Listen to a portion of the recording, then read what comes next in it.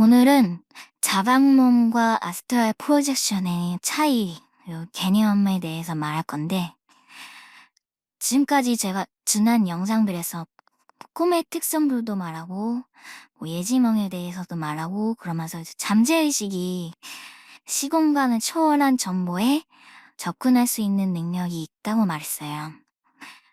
그래서 결국에는 잠재의식을 활용하는 게 전부다. 이렇게 말을 했거든요. 그래서 자각몽과 아스트랄 프로젝션의 차이가 뭐냐라고 묻는다면 결국에는 아주 간단해요.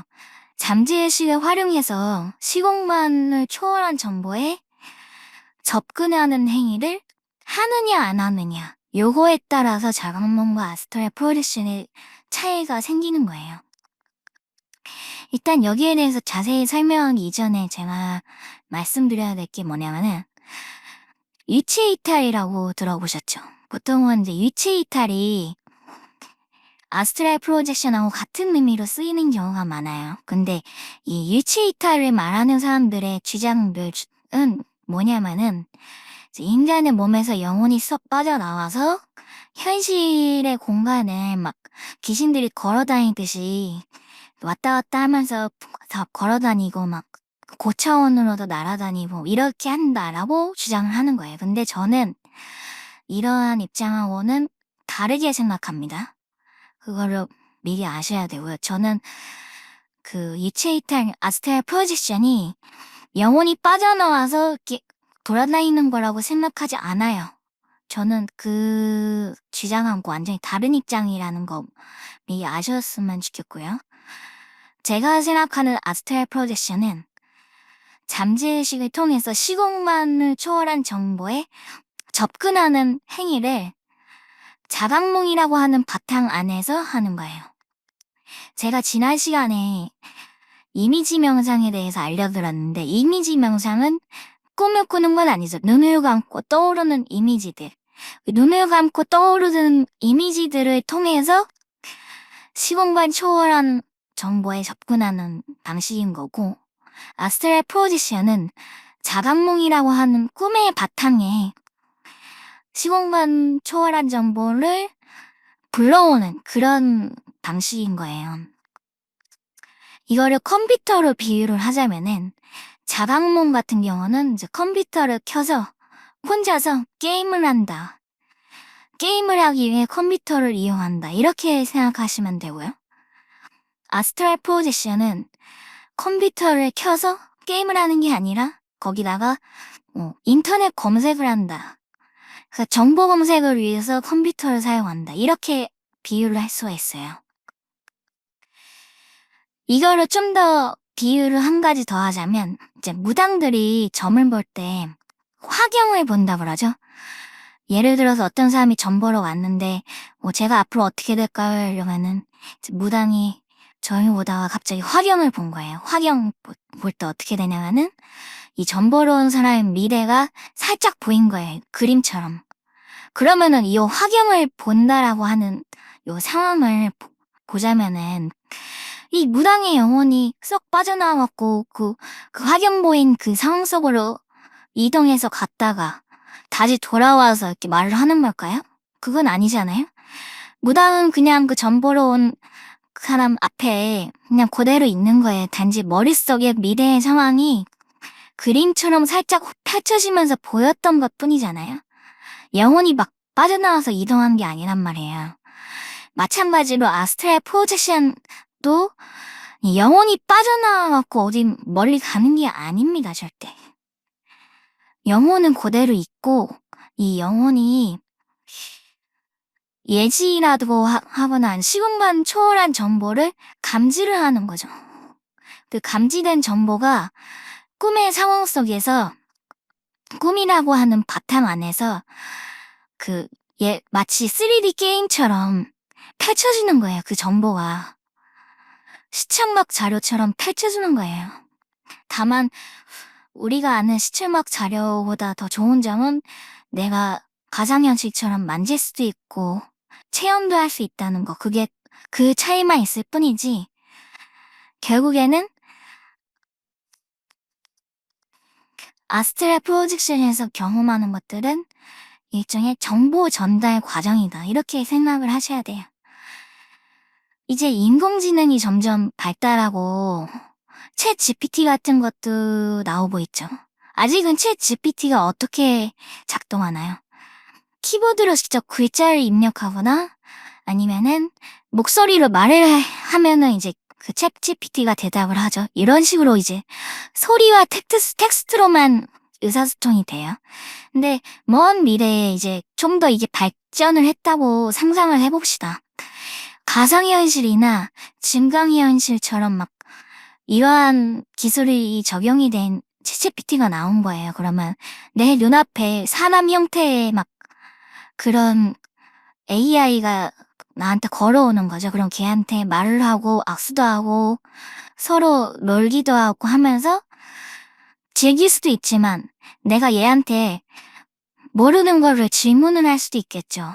뭘 조사해달라, 뭘 검색해달라 이렇게 부탁을 할 수도 있겠죠. 그러면은 이 가상현실 속의 챗GPT가 자기 나름대로 그걸 조사해온 걸 보여주기 위해서 어떻게 합니까? 뭐 이미지로 보여주던가 아니면은 뭐 가상현실의 배경을 바꿔가지고 보여주던가 그러겠죠. 예를 들어 가상현실 챗GPT가 미래에 나온다고 하면 얘한테 뭐 나 지금 뭐 말리부 해변을 보고 싶어 이렇게 말하면 가상현실 챗GPT가 그 가상현실 배경을 말리부 해변 배경으로 싹 바꿔준다거나 뭐 이렇게 될 거 아닙니까? 이런 거를 이제 아스트랄 프로젝션이다 이렇게 상상하시면 돼요. 어떤 개념인지 아시겠죠? 아스트랄 프로젝션 자체가 실제로 여러분이 어딘가에 가는 게 아니라는 겁니다. 절대 착각하시면 안 돼요. 이거는 내 잠재의식이 챗 GPT처럼 외부의 정보를 나한테 보여주거나 아니면 내 마음속에 있는 정보를 나한테 보여주는 거예요. 제가 방금 비유했던 가상현실 챗 GPT라고 생각하시는 게 여러분들이 이해하기가 제일 좋아요. 여기서 이제 챗 GPT 대신에 잠재의식이라고 하는 약간 순수하고 어리버리한 녀석이 그 주체가 된다는 것만 다른 거죠. 제가 왜 이 부분을 유독 강조를 하냐면요. 여러분들이 이제 아스트랄 프로젝션을 하든 뭐 명상을 하든 수행을 계속 해 나갈 거 아닙니까? 관심이 있다면? 그런데 사실 솔직히 말하면은 이 수행을 하다가 신비 현상이라고 하죠. 신비로운 현상, 체험 이런 거 겪는 경우 많습니다. 그런데 그거를 잘못 받아들이게 되면 결국에는 사람이 돌아버립니다. 미쳐버려요. 망상병에 걸립니다. 자신이 무슨 신의 아들이다거나 뭐 이상한 착각에 빠지고 자신이 뭐 선택받은 뭐 메시아라고 막 그러거나 점점 이상한 쪽으로 정신이 돌아가면서 결국엔 폐인이 됩니다. 폐인. 거의 조현병 수준이 되는 경우도 있고 이런 것들이 다 뭐냐면은 아스트랄 프로젝션에서 체험하는 것들이 어떤 건지 정확하게 해석을 못하기 때문에 이런 착각에 빠져갖고 정신이 나가는 거예요. 내가 아스트랄 프로젝션을 하는데 그게 거기서 얻는 정보들이 일부는 진짜로 외부에서 온 정보도 있겠지만 일부는 내 마음속에서 나온 것도 있을 것이고 일부는 내 잠재의식이 해석을 잘못해서 왜곡해서 표현하는 것도 있을 것이고 이렇게 다양할 건데 그런 것들을 이제 잘 구분해서 받아들이고 또 너무 맹신한다거나 너무 뭐라 그래야 될까? 내 자신을 특별하다라는 쪽으로만 해석하려고 한다거나 그래서는 안 되거든요. 그걸 항상 조심하셔야 돼요. 근데 솔직히 말하면 제가 봤을 때 국내에서 아스트랄 프로젝션에 대해서 강의를 하거나 이러는 사람들 중에 이 부분을 정확하게 경고를 하는 사람이 없어요. 다들 뭐 그냥 고차원으로 가서 고차원적인 체험을 하면 엄청 좋기만 하고 뭐 거기서 막 신적 존재를 만나면은 막 좋은 일만 경험하고 막 이런 식으로 너무 환상적으로만 표현을 하더라고요. 너무 환상만 팔아요. 근데 그러다가는 돌아버리는 수가 있습니다. 절대 조심하셔야 돼요. 여러분들이 아스트랄 프로젝션에서 신을 만나건 악마를 만나건 뭘 만나건 간에 그거는 있는 그대로 100% 원본 상태가 아니라 내 잠재의식에 의해서 한번 변형돼서 나온 거예요. 뭐냐면은 내 잠재의식이 통역반이라고 생각하시면 돼요. 통역하는 사람. 그리고 외부에서 오는 정보들을 내 잠재의식이 통역을 해가지고 내 의식이 알아들을 수 있는 시청각 자료로 보여주는 거다. 이렇게 생각을 하셔야 돼요. 내가 아스트랄 프로젝션 하다가 신을 만났다고 해서 그게 진짜 원본 상태의 신이 아니라고요. 내 잠재의식에 의해서 한번 변형돼서 나온 거라고요. 이거를 진짜로 명심하셔야 돼요. 그러면 이제 왜 이러한 변형이 생기느냐, 그 이유를 한번 설명해 드리자면, 우리 인간이 결국에 우리 머릿속에서 상상하는 모든 것들은 뭘 기반으로 이루어진 생각과 개념들입니까? 오감에 의한 개념, 구분법이에요. 결국에는 우리가 쓰는 단어들, 그리고 개념들, 그리고 사물을 구분하는 능력, 이런 것들은 전부 다 오감, 시각, 청각, 후각, 미각, 촉각 이런 것들을 감각으로 인해서 이것과 저것을 구분하고 구분짓고 개념을 정하고 해서 그 개념들을 바탕으로 사고를 하는 거잖아요. 생각을 하는 거잖아요. 그런데 우리가 그 시공간을 초월한 정보들이 꼭 우리 인간들이 알고 있는 오감에 해당되는 정보들만 있으라는 법은 없잖아요. 그쵸? 예를 들어 볼게요. 지렁이가 있어요. 지렁이는 앞을 못 보죠?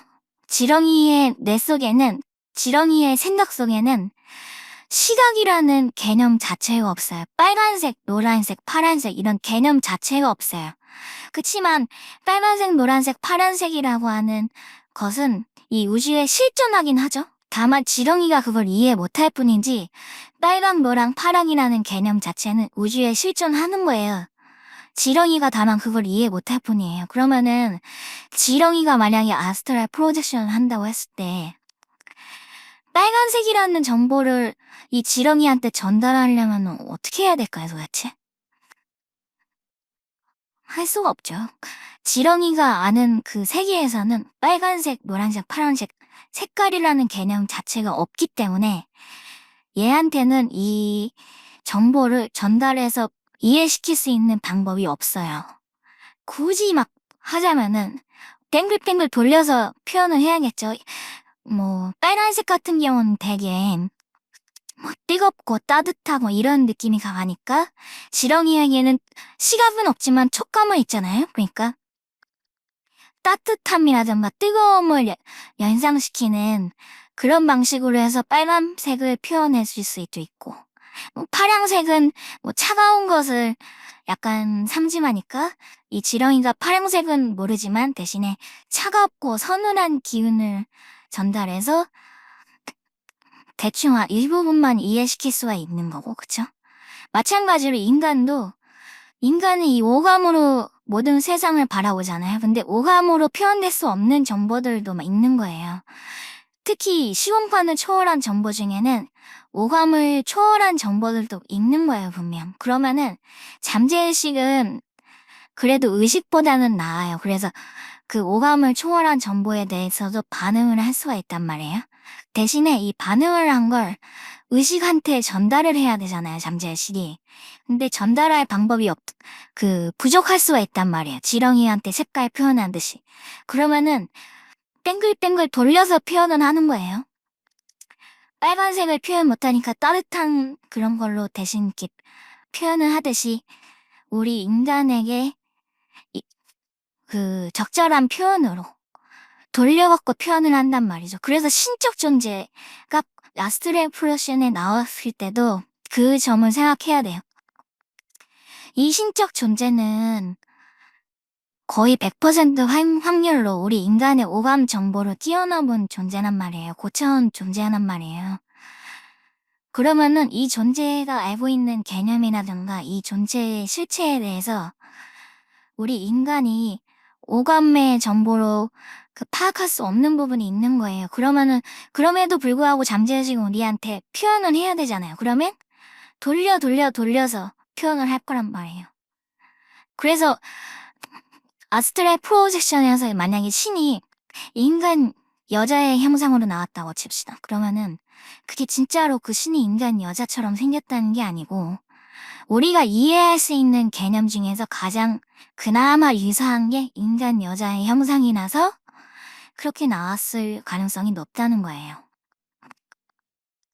그리고 이제 그 아스트랄 프로젝션에서 신적 존재가 만약에 우리한테 말을 건다고 칩시다. 그럼 뭐 이거는 어떻고 저거는 어떻고 막 얘기들을 할 거 아닙니까? 근데 그러한 얘기들조차도 돌려서 막 나온 비유일 수도 있다는 거예요. 예를 들어 신이 아스트랄 프로젝션에서 뭐 하늘에 대해서 얘기했다고 칩시다. 하늘. 그럼 우리가 생각하는 하늘은 뭡니까? 그냥 머리 위에 있는 하늘이죠. 우주죠. 그치만 이게 사실은 이 신적 존재가 나한테 표현하고 싶었던 거는 하늘을 의미하는 게 아니라 상위 차원일 수도 있는 거예요. 그치만 상위 차원에 대한 걸 이 사람이 절대 이해하지 못할 사람이라고 한다면 그냥 하늘이다 이렇게 표현을 하겠죠. 예를 들어 조선시대 뭐 이런 때 태어난 사람들 같은 경우는 뭐 고차원이라는 거 개념을 잘 뭐 이해 못 하잖아요. 그치만 하늘이라고 하면 이해하잖아요. 천상계 이러고 그러면 이해를 하잖아요. 그러니까 조선시대의 사람이 만약에 아스트랄 프로젝션을 한다고 하면 신적 존재가 이 사람한테 고차원이라는 걸 설명하기 위해서 쓸 수 있는 단어들은 뭐 하늘, 천상계 뭐 요 정도 단어들 뿐이란 말이에요. 그러면 그냥 그렇게 표현을 하는 거예요. 잠재의식이. 그러면은 조선시대 때 아스트랄 프로젝션 한 사람은 신은 하늘에 있고 뭐 신은 천상계에 있고 막 이렇게 대답을 하겠죠. 하지만 현대에 이제 차원에 대해서 이제 과학 시간에 배운 우리 현대인들은 고차원이 무엇인지에 대해서 약간의 개념을 알고 있으니까 현대인들이 아스트랄 프로젝션 할 때는 이 신적 존재가 우리한테 자기는 고차원에서 왔다고 이렇게 말을 할 수도 있는 거예요. 그러면은 현대인들이 아스트랄 프로젝션 할 때는 신이 고차원에서 왔다 그러고 조선시대 사람이 아스트랄 프로젝션 할 때는 신이 하늘에서 왔다 그러고 다른 답이 나오는 거죠. 그러면 신이 거짓말을 했냐? 그게 아니라는 거죠. 신은 똑같이 대답을 했어요. 그치만 그거를 중간에서 전달한 잠재의식이 내가 이해할 수 있는 방식으로 번역을 하는 과정에서 조선시대 사람한테는 하늘이라고 번역을 하는 거고 현대인에게는 고차원이라고 번역을 한다는 거예요. 어떤 건지 아시겠죠? 그래서 잠재의식이 우리한테 번역을 하는 과정에서 외부의 정보가 우리가 이해할 수 있는 방식으로 약간 변형될 수 있다. 이 점이 일단 중요하고요. 이 점이 일단 하나 중요하고 또 다른 중요한 점은 뭐냐. 이게 외부의 정보만 옳으라는 법이 없어요. 아스트랄 프로젝션이라 해서. 내 내면에 있는 상상, 내 고정관념이 반영되는 경우도 있어요. 나는 분명히 외부의 정보가 오기를 기대하고서 아스트랄 프로젝션을 했는데 외부의 정보가 오는 게 아니라 내 내면의 정보가 나오는 경우가 있다고요. 어떤 경우가 있냐면은 뭐 예를 들어서 어떤 사람이 자기는 무조건 엄청 특별한 존재고 엄청난 사람이고 뭐 자기는 분명히 신의 아들일 거야 막 이렇게 믿는 사람이 있다고 칩시다. 너무 그 믿음이 너무 강해요. 근데 실제는 이 사람은 그냥 평범한 사람이야. 그런데 아스트랄 프로젝션에다 대고 자꾸 자신이 어떤 존재인지 알려달라고 막 계속 그러는 거야. 그러면은 잠재의식은 얘한테 진실을 알려줘야 되는데 의식은 자꾸 이미 답정너야. 답정너. 이미 자기가 특별한 존재라고 믿고 있고 너가 이제 대답만 해주면 돼 이런 상태인 거예요. 그러면은 잠재의식은 결국에는 네가 보고 싶은 걸 보여줄게 이렇게 하면서 그냥 자기가 보고 싶은 내용을 보여줄 수 있다는 거죠. 진짜 외부의 정보를 가져오거나 진실을 보여주는 게 아니라 그냥 너가 그렇게 간절하게 원하는 대답을 내가 대신 해줄게 이렇게 할 수 있는 거예요. 그러니까 이 아스트랄 프로젝션은 진실과 거짓이 섞여 있어요. 그렇게 생각을 하셔야 돼요. 100% 진실도 아니고 내 내면에 믿음, 바램 이런 것들이 섞여 있다. 그래서 제가 지난 시간에 이미지 명상할 때도 가장 중요하게 강조한 부분이 뭐였죠? 개입하지 말라고 그랬죠. 눈에 보이는 이미지들을 조정하려고 하거나 판단하려고 하거나 개입을 하지 말라고 그랬어요. 사실 아스트랄 프로젝션을 할 때도 내가 정보를 얻어야 되는 입장이 된다면은 거기에 대해서 개입을 하지 않는 마음이 아주 중요합니다. 그런데 나도 모르게 자꾸 내 마음속에 바램이 생기고 나는 엄청 특별했으면 좋겠고 막 이렇게 자꾸 이런 바램이 생기면은 그게 그 잠재의식이 가져오는 정보랑 섞여버려요. 융합이 돼버려요. 그래서 왜곡된 정보가 생긴다는 거죠. 그리고 이 왜곡된 정보가 생기는 이러한 방식은 우리가 다른 트랜스 상태에서 뭔가 점을 보거나 아니면 저번 시간에 제가 말했던 이미지 명상 할 때나 마찬가지로 작용됩니다. 그러니까 대개는 이렇게 표현을 해요. 사견이 낀다, 사견. 내가 중립적인 입장에서 예를 들어 점을 봐야 되는데 이 사람의 미래에 대해서 내가 점을 중립적인 입장에서 봐야 돼. 근데 나는 평소에 이 사람을 굉장히 싫어했어. 원한이 있었어. 그러면 자꾸 내 마음속에서는 이 사람이 안 되길 바라잖아요. 근데 자꾸 점괘가 이 사람 앞으로 운수대통에 막 엄청 좋은 일만 있을 거라고 자꾸 나오는 거예요. 근데 그러면은 어때요? 나는 그거를 규정하고 싶죠. 이 사람 안 돼야 되는데 왜 자꾸 좋은 점괘만 나오는가. 자꾸 이런 생각이 들면서 사견이 낀다, 사견. 그러면은 시공간 초월한 정보를 가져오기 위해 잠재의식 통해서 이제 접근을 해야 되는데 자꾸 사견이 끼면 의식이 자꾸 그걸 조종하려고 들어요. 그러면 정보가 왜곡되는 거죠. 그래서 이러한 사견이 끼는 현상의 아스트랄 프로젝션에서도 일어날 수가 있다고요.